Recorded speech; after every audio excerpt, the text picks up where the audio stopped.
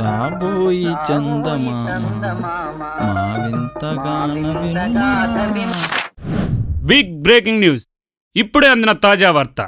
చిత్తూరు జిల్లాకు చెందిన 4 వ్యక్తులు ఆశ్రమం పేరు చెప్పి అమౌంట్ని స్వాధీనం చేసుకుంటున్నారని తెలుసుకున్న పోలీసులు ఆ 4 వ్యక్తుల్ని విచారణకు తీసుకెళ్లడం జరిగింది. 21, 24, 23, 22 వయసు గల వ్యక్తులు ఈ అనాథాశ్రమాల పేరు చెప్పి కొంతమంది దగ్గర డబ్బులు స్వాధీనం చేసుకుంటున్నారు. ఇంతకీ ఆ 4 వ్యక్తులు ఎవరు, ఎందుకు ఇలా చేస్తున్నారు? Order order order. ఉండిపోయిన కుర్తా వేసి వెళ్తున్నాడంటే ఏదో ప్రాబ్లం వచ్చిందని అర్థం. అమ్మ లేకపోతే ఎవరు నా అమ్మ అని పిలుస్తావు, కానీ మనం ఎవరిని పడితే వాళ్ళ నాన్న అని పిలవలేము. నాన్న అంటే ఒక నమ్మకం, ధైర్యం, బాధ్యత. అలా నాన్న ఎక్కడ పడితే అక్కడ వదిలేసి వచ్చేస్తారా?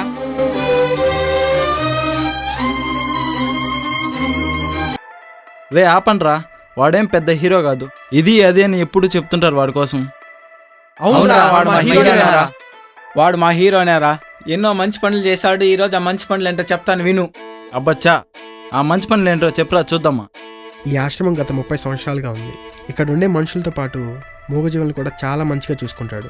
రే ఆపరా ఆపరా ఆపరా. ఆశ్రమం గురించి కాదురా, వాళ్ళ లవర్ కన్నా ఫ్రెండ్స్కి ఎక్కువ ఇంపార్టెన్స్ ఇస్తారా. రే దాస్, వాళ్ళ లవర్ కంటే ఫ్రెండ్స్కి ఎక్కువ ఇంపార్టెన్స్ ఇస్తాడు. కావాలంటే ఒక చిన్న టీజర్ చూపిస్తా చూడు. అవును, కానీ నువ్వు నాకు కొంత సమయాన్ని ఇవ్వాలి కదా నాని.